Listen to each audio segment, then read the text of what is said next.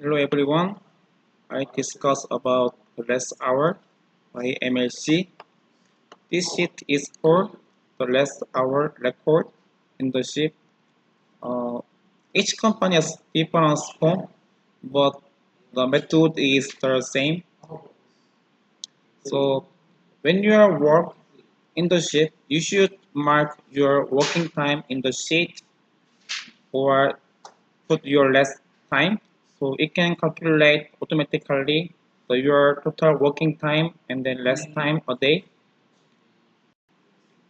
Just click the sample. There's a sample there.